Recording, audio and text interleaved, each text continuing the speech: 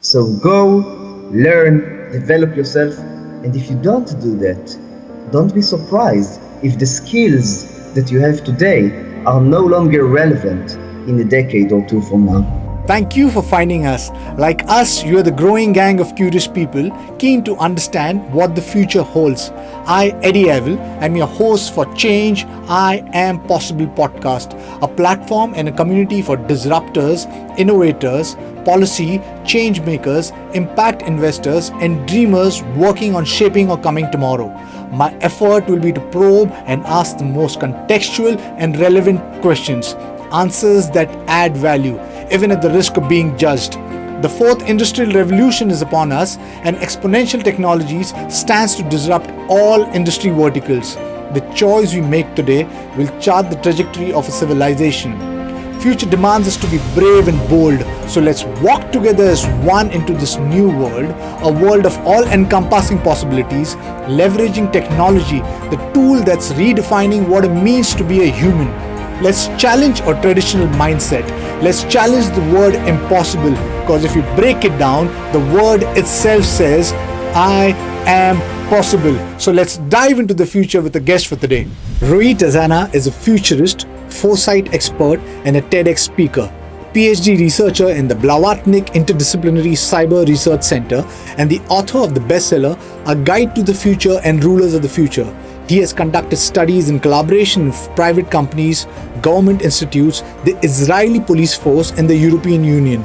He is the senior advisor at World Future Society, chief scientist at Tel Aviv Labs, and currently the senior scientific advisor at ObviSlim. We're living in a time where the linear is about to die out, or is already dead. We're getting into the exponential future where things are changing so rapidly that it's very difficult to fathom. Now, all of these technologies, these exponential technologies, they are at a very nascent stage. I mean, you're from your artificial intelligence to IoT, blockchain, nanotechnology, synthetic biology, AR, VR, MR, they're all at a nascent stage. But once it's matures, it holds potential to impact humanity deeply. So, what are the technologies which inspires you, which you're excited about, and what are the technologies you think could be existential threat, or you're scared of? Wow. Okay, that's a very big question, but I will. I have to correct you on something. At Right. least in my view, we are nowhere near being out of the linear stage. At least in one Right. aspect, in our institutions, which continue to move to very slowly forward in a very linear way. And just as an example, look at the governments everywhere, completely linear. At least almost all governments. Maybe Estonia is moving forward, and also in our own mindset. I mean, every generation has its own mindset, and people find it very difficult to adapt themselves to the accelerating pace of technological change. So that's one thing. But about the Right. technologies, there are so many technologies, and it's a big, big question. And you ask which one is an existential risk. I would say practically every technology is an existential risk. I can think about, just for example, AI. It's very obvious. Okay, we can come up with the new Terminator, or on the one hand, or we can come up with a new AI God, an AI algorithm that lacks awareness of its own, but can still maintain surveillance over everybody and tell them what to do in a way that will be most beneficial to society. Either way, it means that the era of human control over our destiny is gone. So AI is definitely an existential risk. Synthetic biology, I don't have to explain to you. We can create the worst diseases ever and then upgrade them for whatever reason we can find. But even things that seem, I would say, almost benign, like VR, can be in a way an existential risk. We can think about one of the answers for the Fermi's paradox, the question of why are no aliens contacting us? If there are millions of solar systems around us, how comes no alien civilization has ever contacted us? one of the possible reasons is that they simply didn't feel the need to explore outside of their own planet because they can explore the virtual worlds that they've created for themselves. Or the Matrix, again, creating a virtual world for ourselves, so we no longer need the physical world. That is also an existential risk of a sort. But, okay, so everything has an existential risk attached to it, and I think that's obvious. But if you ask me what are the most the most exciting technologies for me, I think, it's a very difficult question. It's like comparing oranges to apples. But I would say that there are two technologies that stand to really change the world, in my view. The first technology is that, excuse me, of VR, virtual reality, because when it gets to, when it becomes as efficient as we imagine it to be in our sci-fi movies and so on, we basically detach our consciousness from the physical world. And the physical world is very limited, it's very constrained. If I have a piece of territory, it's mine. And I can't manufacture more than the land gives. In a way, I can't produce more than the resources that I invest into this piece of land. And in VR, you basically take the attributes and the properties of the digital world in which you can share everything because bits are so much cheaper than atoms. So in VR, I can have an item, I can give it to you as well, and I can still enjoy possession of it. I can have sort of food, the best food in the world, tastes best.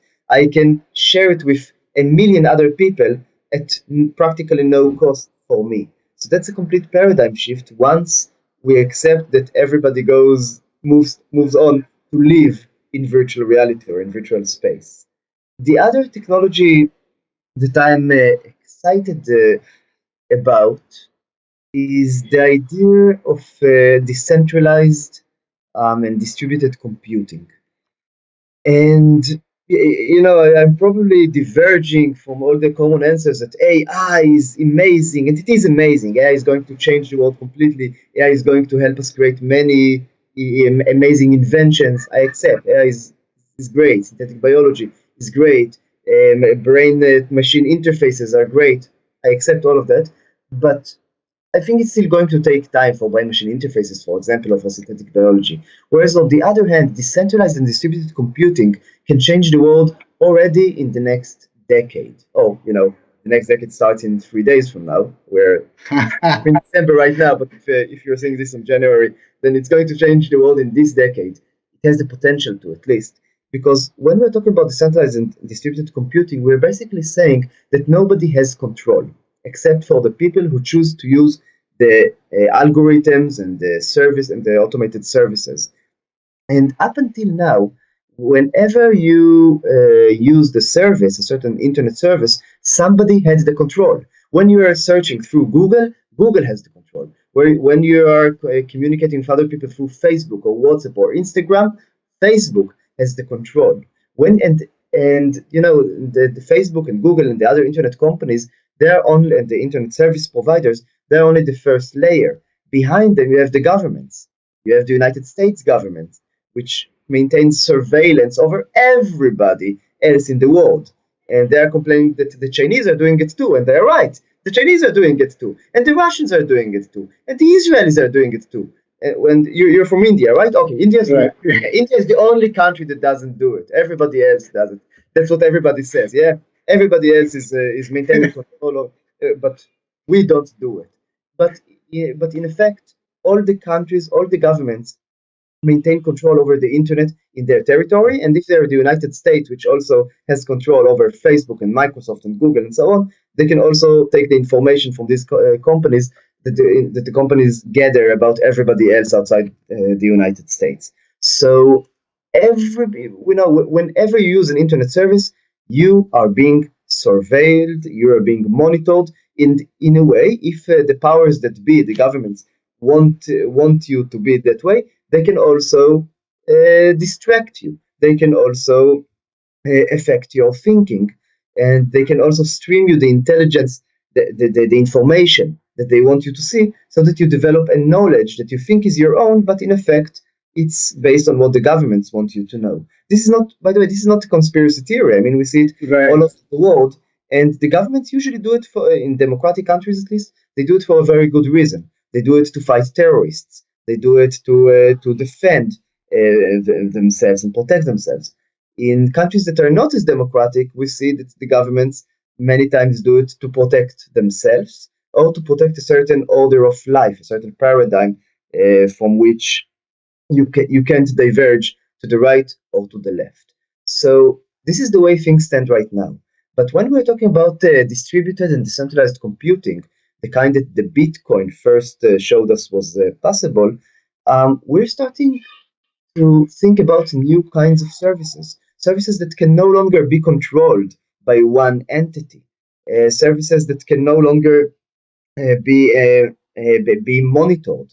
So the Bitcoin is a very nascent example, and it's not that good. I mean, once the governments got used to the idea of a Bitcoin, they can now monitor people anyway, just by tracking all the addresses and behind the Bitcoin accounts. But we are working on the next steps in the of Bitcoin or of blockchain enabled services. And the vision is that within 5 to 10 years, we are going to have monetary systems that governments can no longer control, can no longer monitor, can no longer affect. And when this happens, the people will have the control. And this is a tremendous change. It has never been possible before for the people, for millions and billions of people to collaborate together, to coordinate their actions together, to coordinate their thinking together, and to have a power that is greater than that of any national entity. We have no idea how it will affect the world. It can be an existential risk, yes, because we can have things like assassination markets, which in which people are basically gambling on whether or not somebody should kill President Trump, and whoever does kill President Trump, hopefully not, but whoever does kill President Trump eventually is going to win millions of dollars that are not controlled by the government in any way. Or we can have things like shared economies, like nations that completely lose control over their borders, and as a result, suddenly terrorists can import any kind of war weapon that they want into the country. So there are existential risks to that as well.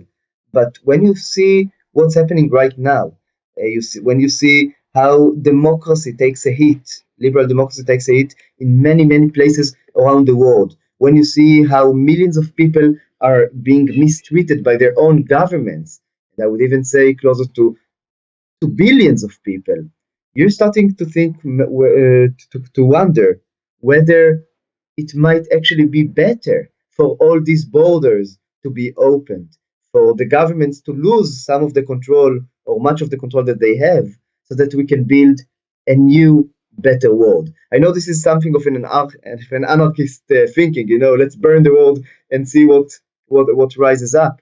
But I do think that when we are thinking about the future, when we're thinking about how exponential technologies can influence the world, we need to maintain some openness to what might happen, and we need to be brave, and we need to rethink what we have at the moment and how we can improve what we have. Back to you. Completely. I mean, yeah. So awesome. I mean, you mentioned about decentralized distributed computing, blockchain being, and blockchain, I believe, is a technology which is going to possibly decentralize everything. It's going to give the power to the hand of the common man. But yes, the media is kind of force feeding the governments, or the bigger organizations are force feeding the general public the or only the dialogue of the ICO scams, or possibly these cryptocurrencies which have gone bad. But there is so much to blockchain. If people kind of understand the power and the potential of blockchain, that how it can actually decentralize and help people, I think that the world will become a better place. You mentioned about virtual reality. Yes, virtual reality is a humongously potential technology, and I guess right now in such a nascent stage, right now these haptic feedbacks and stuff like that is extremely nascent stage, where you have these possibly bodysuits or just gloves or shoes, which does extremely basic thing. But yes, we also mentioned touched brain computer interface. Once you possibly do that, and Yeah. maybe eventually map your cognitive structure onto binary code, you will possibly enable or enhance virtual reality. You will be able to create virtual worlds where anything and everything could be possible. And you also mentioned touched the matrix. So yes, I mean, do you I see? I want mean, listen. black. Can I add one more technology? Yeah, please. Yeah, I'm sorry for cutting in, but we tend to focus about we tend to focus on all the big things, the brain machine interfaces and virtual reality and so on. But I want to add just one technology that I think everybody is ignoring right now, but has the potential to serve as a stepping stone for much of the things that we've talked about, and that's space technologies. And I'm not talking about asteroid mining or any of the really big things that we tend to think about, but rather about a revolution that is starting to happen today, and I think is going to be complete within the next 5 years or so, and it's going to change the world anyway. And that's our use, commercializing the use of near Earth orbit. Because right now we have three companies that are doing amazing things. We have OneWeb, who are starting to send 2,000 satellites, communication satellites, to near Earth orbit, so that the entire world can get internet coverage. Doesn't mean Connected. if you're in the Mojave Desert or if you are at the top of the Everest mountain, you are going to have internet at very high speeds.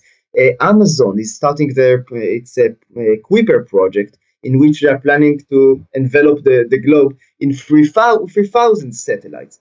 And SpaceX is trying to completely demolish the competition, by launching 30,000 satellites that will provide internet coverage all over the world. And this has several big implications. First of all, internet everywhere. So suddenly you can use augmented reality and mixed reality wherever you are, because there is always internet reception wherever you are. You can connect to telepresence robots like I do all over the world. I don't have to rely just on places with near antennas, near air ground-based antennas.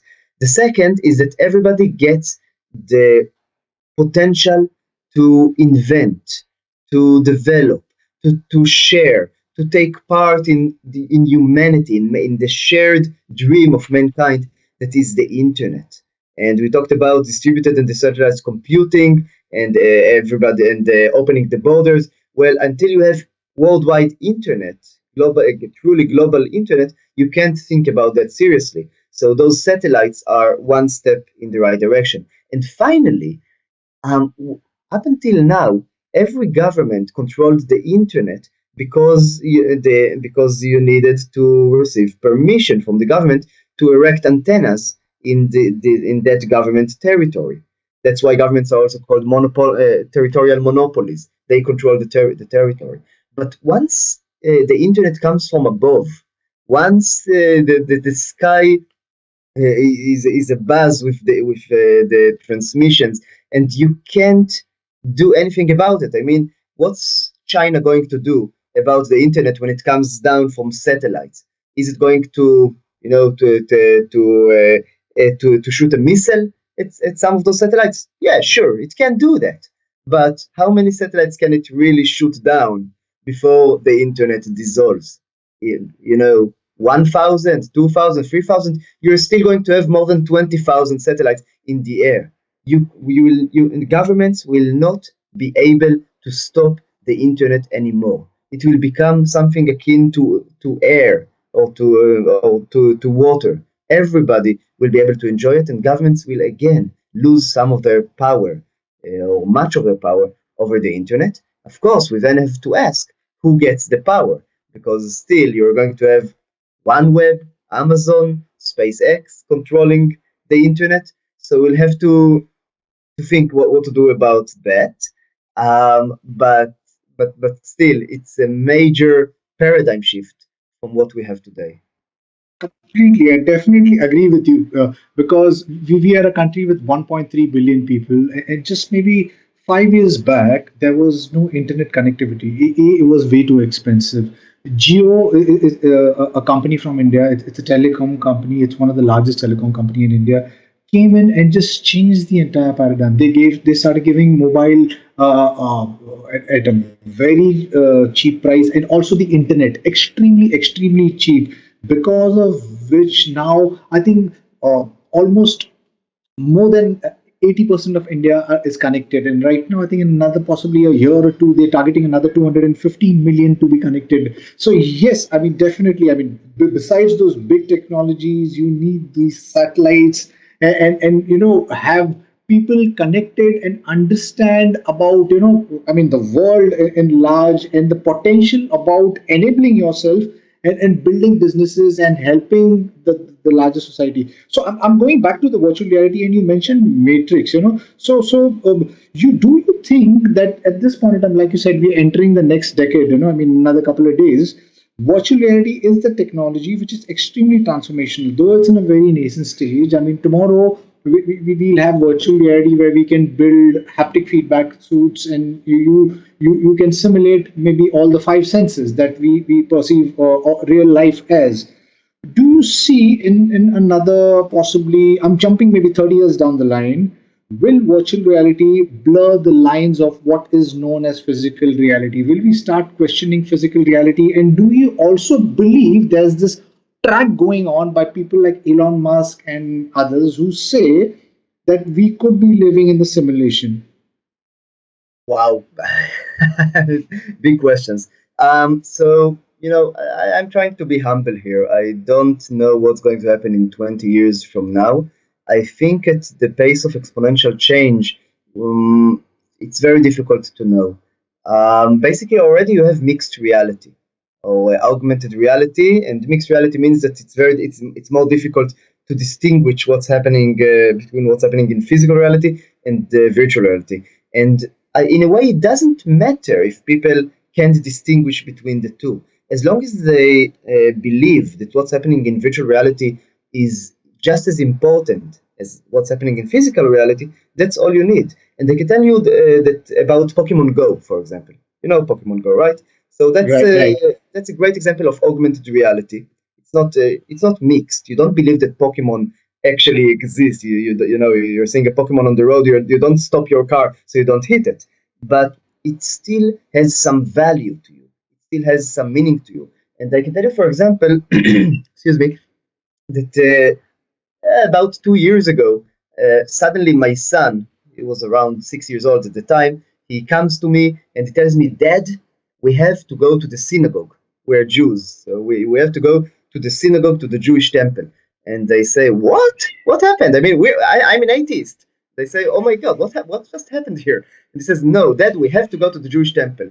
Okay, so I take him to the Jewish temple. I want to see what happens. And we go out, we get out of the car, we knock on the door. The rabbi opens the door. He says, Oh, finally you're here. It's so great to have you here. And my son says, "Okay, wait a second. And he opens his smartphone and he opens Pokemon Go and he says, Dad, the best Pokemon ever. You can find them in the Jewish temples. So, he's not going to the temple to commune with God, which is another virtual entity. That, by the way, you see, virtual entity, yeah, God, and still right, our belief in His existence, or at least the make believe the stories that we tell right, ourselves, completely right. shape the way we see the world. And my son already thinks of Pokemon as something that is more just as important in a way as God. He's going to places just to find Pokemon there. So that's my answer. It doesn't matter whether or not we believe that physical reality or virtual reality, whether we can distinguish between the two, but it just matters how much credence we lend to the things we see in virtual reality. Now, about your other question about Elon Musk's idea that we are living in a simulation. Okay, I'm going to paraphrase what the thinkers in the field are actually saying. So, everybody who listens should probably go after that to Wikipedia and to read about it as properly. But basically, the simulation hypothesis was first conceived of by Nick Bostrom, who really has some amazing ideas, great ideas that we should everybody should listen to. And here's the idea: you know that today we have lots of computing power, right? And what do we use it for, other than planning weapons and things like that? We're using it to play games, right? Civilization, Sims, things like that. I mean, my son is playing Sims, where he's basically raising a family of his own in a virtual world. Now, Bostrom's idea is that in 100 years from now, 1,000 years from now, maybe 10,000 years from now, we are going to have vastly bigger computers, vastly more efficient computers. We are going to have computers that, just a child's computer, a kid's computer, 1,000 years from now is going to have more computational capabilities than all the computers in the world today. And what are they going to use them for?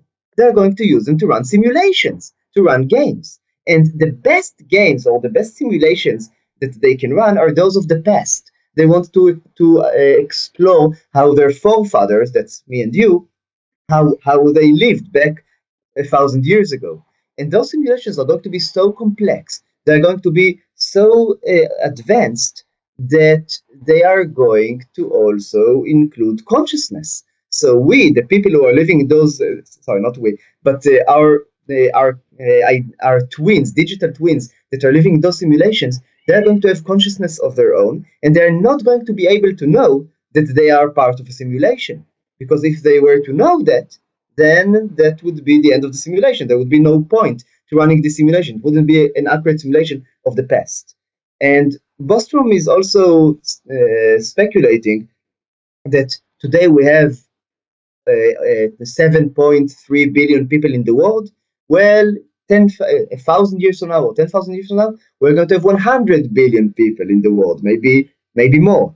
And if each of them is running a simulation, each of them is playing Sims or something like that, then there are going to be trillions of simulations. Now think about it. Trillions of simulations from the past, of the 21st century. Trillions of simulations in which there is Roey Tzezana and Eddie Avil, and they are completely simulated, but they think they are real. And now make the calculation. You know that there are, let's say, 1,000,000 simulations of you. And each of those simulations thinks that you are the real Eddie that lived in the 21st century. What are the chances that you, Eddie, are the original Eddie? What is the chance? Are the chances that Roey Tzezana, the one that is here right now, is the original Roey Tzezana that used to live in the 21st century, when we know that there are also 1,000,000 Roey Tzezana that are digital, and none of them can know that he is real. All of them think that they are real.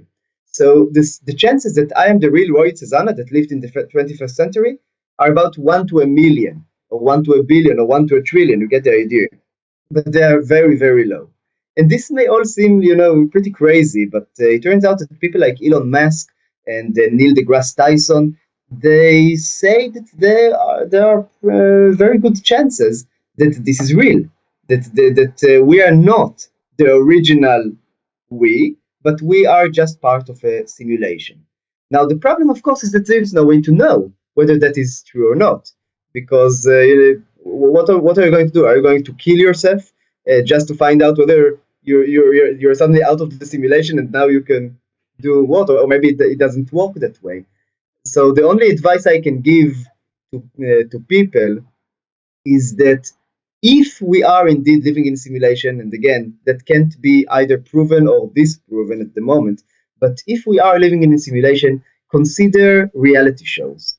Consider reality shows like Big Brother. Consider reality shows like Survivor. Who are the people these reality shows are always biased, are always skewed towards the most interesting people, right? Those are the people who remain, who stay there. The most interesting, the most extravagant people, the most outrageous and out there people.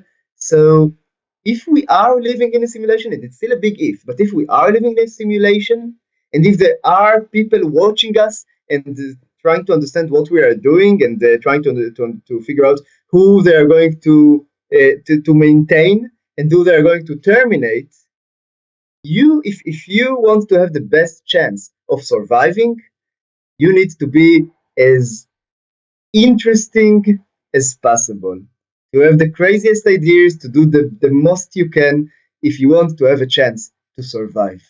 And even if we are not living in a simulation, that's a good advice anyway.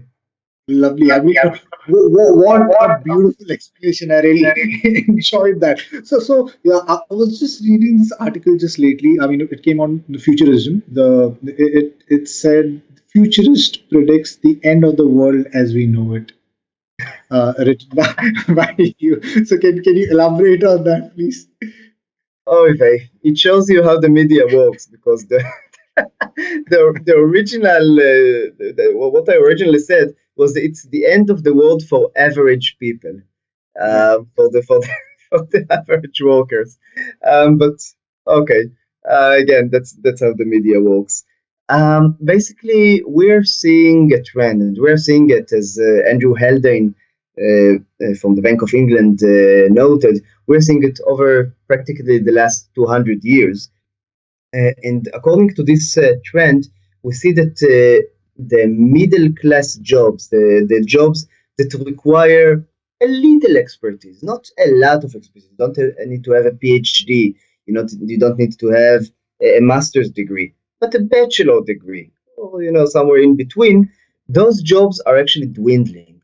We have we have less of a need for those jobs, and the explanation for that is automation, because the more automation we have, the more machines we have, and the better the better they are, the more efficient they are, the more they can do. So suddenly you don't need factory workers as much as you needed in the past. You don't need cooks as much as you needed them in the past. You don't even need truck drivers in a way as much as you needed them in the past.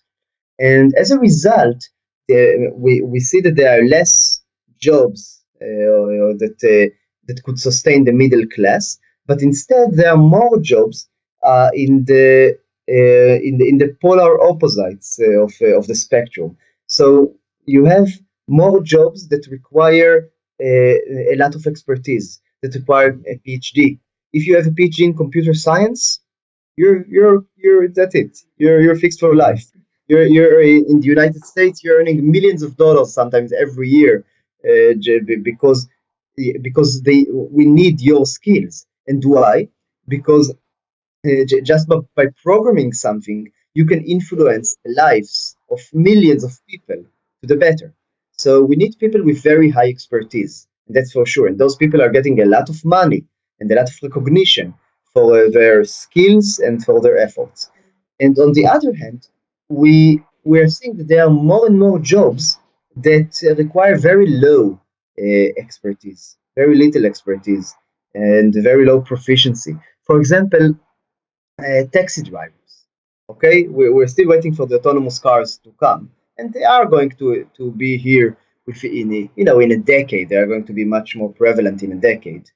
But until they are here, we see that taxi drivers, suddenly everybody can be a taxi driver.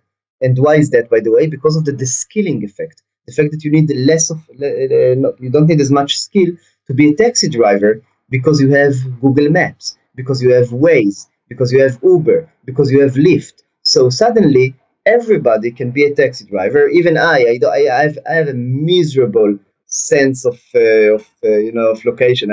You could throw me. I can barely understand where to go if I don't have some kind of an app telling me what to do. But now that I have this app, I can be a taxi driver too. So as a result, many people are moving over to the service industry. They are being fired from the manufacturing work. They are being fired sometimes from the knowledge-based industry. For example, we don't need lawyers as much as we did to, as much as we don't need paralegal experts as much as we needed because AI is taking over that field. So what do those people do? They are moving to the service industry. They are becoming taxi drivers. They are becoming they are becoming cooks and chefs, and so on and so on. The problem is that even though there are many jobs in this sector, because human beings always want somebody to service them, the problem is that the salaries in the service industry are dramatically lower than what we see in the knowledge industries and in the high skill uh, sector, and sometimes they are lower by 50% or even 75%.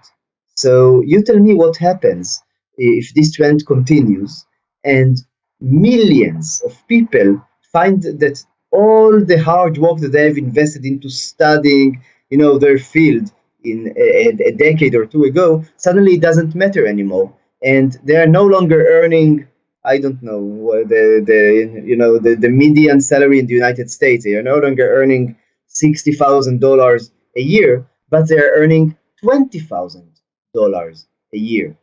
That is that's how economic recessions begin, when suddenly they are not the people just don't earn as much as they used to, and they can't afford to buy new equipment, new computers, new houses, new cars, and so on. And as a result, the companies themselves suffer because they have nobody to sell the wares to. So that is why I'm saying that it's the end of the world for the average people. Because if you're average, if you're in the middle class, if all you've been trained to do is just do one kind of job, one kind of routine job, and you didn't advance beyond that. You did not try to re-educate and retrain yourself, and you did not try to open yourself for new possibilities and new venues of work, then you are simply going to be out of work in the next decade or two. And along the way, you might discover that many other people are also out of work, and that it's a social and economic problem that requires urgent treatment by the government. Completely. So just extending this that same topic ahead. Recently over here in India, Cognizant just laid off somewhere around 7,000 of their senior workforce, and they're taking in these younger coders and people who understand cloud computing, data science, computer science, and things like that.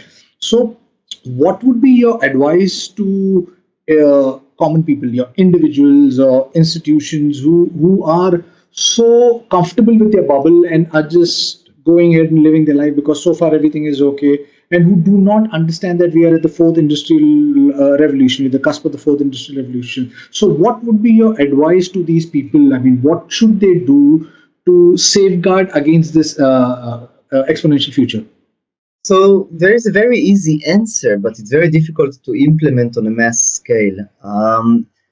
Basically, you need to adopt a growth mindset or an entrepreneurial mindset. And what that means is that you need to be your own master. You need to constantly look for new ideas that you could develop into new companies or into new services that you could provide to people or into new positions in your company. You need to advance yourself as much as possible and to promote yourself all the time. You need to constantly retrain yourself. You need to constantly listen to podcasts, for example. You need to constantly every day you need to go on Coursera or Udacity or edX or any other of the course platforms, and you need to listen to 30 minutes, 1 hour, 20 minutes, something, and acquire knowledge about in fields other than your own, and also to become better at your own field. You need to to know how to use computers. And I can't emphasize that enough. Everybody needs to know how to use a computer, how to work with a computer, and not just Excel, even though that's great, but you need to know how to program. And today there is a new wonderful class of programming platforms. They're called low-code development platforms. And what it means is that you don't need to know all how to program in Python or in any other language. You basically, even if you have even if you don't have any formal education, you can learn how to use these platforms, and within a week you can already program apps for your smartphone. And I can tell you, by the way, I tried it myself, because I'm trying things that I'm recommending to other people. And I went to a wonderful platform. It's called MIT App Inventor. It's free for use. Anyone can use it. And in just a few days of trying to use this platform, I could already create new apps for my smartphone. And that's amazing, because suddenly I can use this device that has GPS, sensors, text to speech, face recognition, AI, and suddenly that I have no real formal education in programming, I can create apps for my smartphone. And just about 2 weeks ago, I took part in a workshop, okay, where we helped people think about new venues for their skills and how they can best use their skills. And they came up with a certain idea. And they said, okay, let's present it to everybody else in the room. We think it's a great idea. And I told them, listen, if you want, I can develop an app for you in just 15 minutes, because I understand the idea. It's just 15 minutes. And they're looking at me like, what? You can create an app for us in 15 minutes? I say, yeah, well, maybe 20 minutes if it's really difficult, just the front end, just what people see. And they were astounded, absolutely astounded. But first, they should not have been, because it's completely free for use. Everybody can learn how to use it. I'm not that special. Just spend a few days on the app and you can do it too. But what happened next was really funny, because I created the app for them and they showed it around and people were really impressed. Okay, we need to take this app and turn it into something big. And people actually started asking for my business cards, as an app developer. And I'm not an app developer. But you can see here how just by learning a new piece of knowledge, acquiring a new skill, even if it's really minuscule, even if it's not really significant, I opened so many new doors for myself. And everybody can do that today. So go, learn, develop yourself. And if you don't do that, don't be surprised if the skills that you have today are no longer relevant in a decade or two from now. The harsh truth, yeah, but the reality, yes. I mean, the only way to stay relevant in the exponential age is to keep on learning and reskilling yourself. And you rightfully said, at this point in time, if you want, there's so much of education freely available on the internet. There's massively open online courses. You said Coursera and all those other platforms. So I somehow feel it's just the desire and intent which blocks people, because there is so much out there which is available online. So nanotechnology is another exponential technology, right? I mean, nanorobotics, is going to revolutionize targeted drug delivery. It can revolutionize healthcare. You have a PhD in nanotechnology. Can you talk a little bit about nanotechnology? Well, first, quite honestly, it was a long time ago. It was about around almost 9 years ago that I finished my PhD under the supervision of Professor Shulamit Levinberg and Professor Eyal Zussman from the Technion in Israel. It was a great experience, and I believe that nanotechnology will change the world. But I have to proclaim the disclaimer: I'm not an expert on nanotechnology anymore. If ever I were. But nanotechnology, the idea with nanotechnology is basically that we can develop and use machines that are at the nanometer scale. And nanometer means 1 billionth of a meter. which is approximately, very approximately, the size of a molecule. And if you think about it, everything is made of molecules, right? The air that we are breathing right now, it's made of molecules. Your hair, your skin, your eyeglass, your cells, everything is made of molecules. The taste, whenever you put something in your mouth and you feel the taste, that's molecules interacting with other molecules. And if you can reprogram molecules, if you can control the molecular structure and what it actually means, then you're the master of the world. You can do everything. So, for example, if you can control molecules, you can create nano robots, robots that are the size of viruses, or massive robots that are the size of cells, human blood cells, for example, that can go throughout the bloodstream. They can identify cells that are cancerous, that can create tumors, and they can eliminate them precisely. And by the way, we know that it can be done. How do we know that it can be done? Because we have white blood cells. That's the way. Those are the cells that have evolved over millions of years to take care of infections and of bacteria and viruses, and also take care of cancerous cells. But these white blood cells, they are so-so. They work well enough, but not we're not no, they are not perfect. And we know that with technology we can make things better. We can create better machines. We can't do it quite yet, but in a decade or two or three from now, we'll be able to create much better nano machines that will be able to take care of cancer in our body. So that's one aspect of nanotechnology. Another aspect of nanotechnology is that of perfect recycling, because what is our human waste composed of? Molecules, atoms. And if we can take human waste and decompose it into, break it apart into into atoms and into molecules, and then reconnect those atoms and molecules into the shape of meat, of water, of clean water, of juice, or whatever, then if you think about it, we just solved all the world's hunger problems, all the world's thirst problems, because whatever you excrete, you recycle and you can reuse. So nanotechnology also has the potential to solve all the world's problems of hunger, famine, thirst, and so on. So really, I'm really excited about nanotechnology. I have to say though that it's moving relatively slowly, and that we're probably not going to see massive and dramatic developments of the kind that I've described in the next 20 years. We're probably going to have to wait until the year 2050 before we really see big things happening in nanotechnology. But I hope the time is taken. Nobody can really know what the future holds.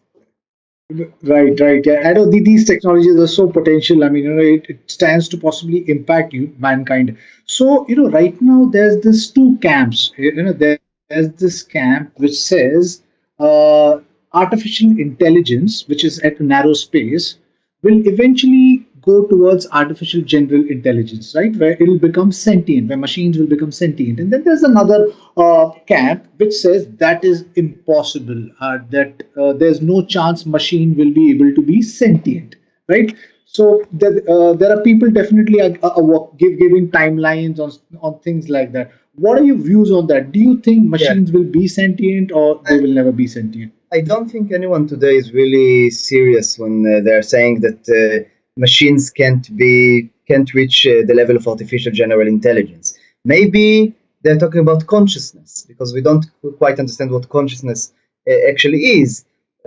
Right now, consciousness is something that is reserved for biological organisms, for biological machines like us. But I think everybody agrees that machines will be able to move into the artificial general intelligence phase.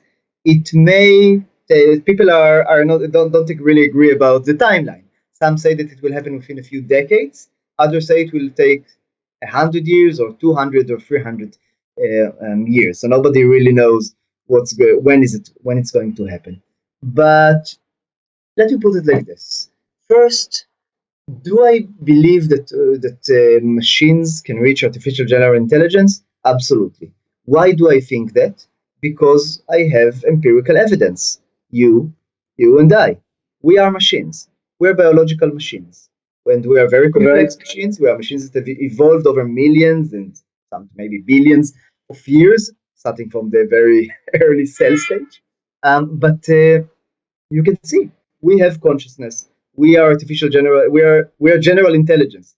We are evolutionary general intelligence. If evolution could do that over millions of years, we can do it over, I don't know, maybe a decade or two or three, maybe a century or two or three. Nobody knows for sure. But my bet, I'm going to go with a survey that was conducted about 2.5 years ago and included hundreds of artificial intelligence experts around the world. And I'm going to go with what the Asian AI expert said, that in 40 years or so from now, machines can do everything that human beings can do, or practically everything. And that's what I would call almost artificial general intelligence, or close enough. So I am going to, I think that by the end of this century, we are definitely going to see artificial general intelligence. I will add a caveat, a certain disclaimer, that this is just one view, that that we want to create an artificial general intelligence, and another view promoted by Eric Drexler, if I'm not mistaken, who is also the father of nanotechnology. An amazing person. You really want to interview him and to talk with him. But his view is that we are not going to create an artificial general intelligence because we won't need to. Because instead of creating one machine that can become a master at playing the violin and at molecular biology and at raising children, for example, that's a huge overload. I mean, even I can't do all that, and no one human can do that. But instead, we're just going to have plenty and plenty of algorithms and services that can do many different things. So if you want, you're going to have a lawyer AI. That's not an artificial general intelligence. It knows just everything about the legal aspects of the law. And if it also needs to know about nanotechnology, because let's say that I come to it and they say, okay, I have a claim about nanotechnology. I want to issue a patent about nanotechnology. It won't go and learn everything about nanotechnology. If it could do that, then it would have been an AGI, an artificial general intelligence. But instead, this legal AI will just outsource the query to another AI that is an expert on nanotechnology.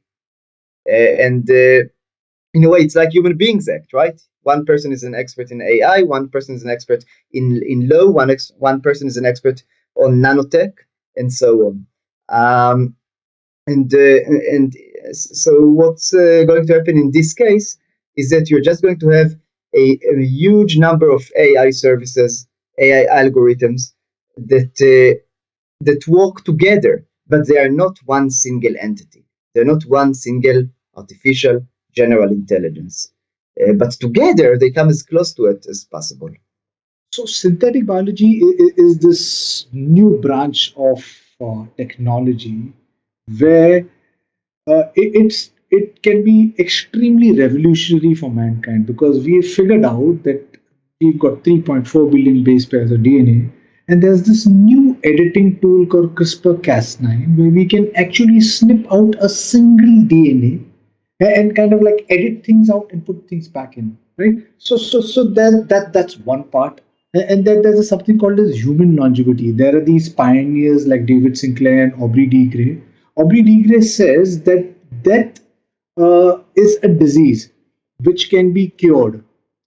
Uh, there is something called as NAD plus enzyme, which is being used on mice to kind of reverse their aging. So, can you shine some more light on biotechnology, this revolutionary technology, and will we live forever? Okay, so first, it's nothing new in a way. I mean, the Romans, the ancient Romans, 2,000 years ago, already used synthetic biology, allegedly at least, when they used when they poisoned honey. They made bees manufacture poisoned honey. But never mind about that. Um, but yeah, synthetic biology is all about playing with the body, and it's nanotechnology really. It's being able to reprogram the machines, the cells, the viruses, and the bacteria that are in the body, to reprogram our neurons, even to reprogram our body's aging process, and so on. This is huge. I mean, really, this is huge.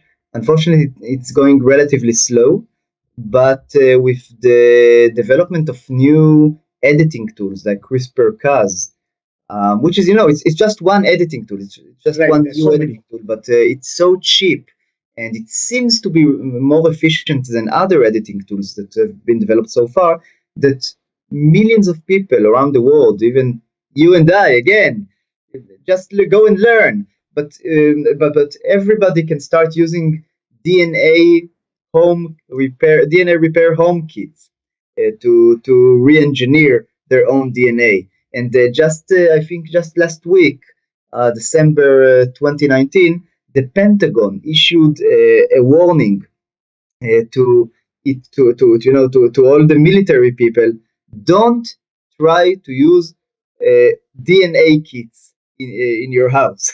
It's dangerous. It could hurt you. And the Pentagon, by the way, is absolutely right. Don't do it. Don't experiment on yourself unless you're willing to get cancer. But once everybody can experiment with a new technology, once everybody can work on developing and advancing this technology, we're going to see some big things happening, I think, in a decade or two from now as a result. Now, about the longevity, um, well, first I have some personal interest here. First, because I want to live forever, yeah, but also because I work for X Prize, a non-profit organization in the States, and I had the huge honor of being the lead analyst in developing the impact roadmap about the future of longevity and aging, where we interviewed dozens of experts, including Aubrey de Grey and and others. I'm not going to go into names here, but we interviewed dozens of experts. We had a workshop with more than 60 experts in the field, and we outlined uh, a roadmap for the future, where we showed the results of a survey that we conducted with these experts and many others, about when will we be able to stop, uh, basically to stop the aging of a complex mammal like a mouse or a rat in the lab, and when will that be also transferable to human beings. And I won't spoil the results for you. If you want to learn more about it, and if you want to see the timeline that we envisioned, then you need to go to XPRIZE's website and look for the Future of Longevity Impact Roadmap. It's a huge report, and you will see our forecasts there. I will tell you that according to the survey that we've conducted, we are probably going to be able to stop human aging and even reverse it, provide age reversal uh, within this century. Now, whether or not you believe the experts on this is something else, and quite frankly, nobody knows exactly how we are going to do it. There are plenty of ideas, but nothing concrete quite yet. And we don't even have the technological tools we need to to carry out even the best ideas. But we definitely have the potential to slow down aging at the very least, and even completely stop it and reverse your age back to your days of youth in the very best case. So yes, I mean, thank you for being part of Change and Possible. Sincerely appreciate this so much. I got to know. Yes, we're living in an exciting period of time where I think you will be able to not just enable yourself, better yourself if you understand about what's going on, learn, and be in touch with the time, understand things, and move ahead. So we're living in an exciting period of time, and all of these technology, it's so in a nascent stage, but once it matures, it can completely impact and disrupt mankind. So thank you for being part of Change and Possible podcast. And what is your moonshot? As a last question, what do you see? Where do you see the humans? I mean, going in the next 10 years, and where do you see yourself in the next 10 years? Wow, where do I see myself in the next 10 years? Um, I can tell you the meta answer. I see myself continuing, going on to learn more, to develop myself, to keep on writing. I have two books already, and another one I just finished it about a week ago, and I hope to continue publishing them at a good pace, so that I can continue to study and learn new fields and explain them to the people, and in the process also educate myself, so that I can become a better person, a more knowledgeable person, a smarter person. That's what I see for myself. As for the world, I think that in this decade, the change that is going to be the most, excuse me for a second. Yeah, sorry. I think that in this decade, the technology that's going to advance the most is that of AI. And we have no idea what AI will be able to invent for us, or how it will be able to improve the R&D, research and development processes. We know that smart use of AI can accelerate R&D processes exponentially by 10 times as quickly, or 100 times as quickly. Um, and it's going to be fascinating to see not only what AI can, how AI can come up with solutions more quickly than human beings can, but what new kind of solutions it can come up with. Because we're already seeing AI like Autodesk's generative AI that can recreate all the devices and all the technologies and all structures that we thought we knew how best to create them, and it can redesign them in a completely different manner, but one that is more efficient, lighter, stronger, more durable than anything that human beings have managed to come up with. So honestly, I can't wait to see what similar insights AI comes up with, not only for our machines, not only for our cars or for our tables, but for our governance systems, for our healthcare systems, for our insurance systems, for our legal systems, maybe for our love and in interaction activity systems and so on. And I can't wait to see what this alien intelligence comes up with for the human race in the coming decades. I think it's going to be fascinating, and I really think we can be optimistic about what's going to happen in this regard.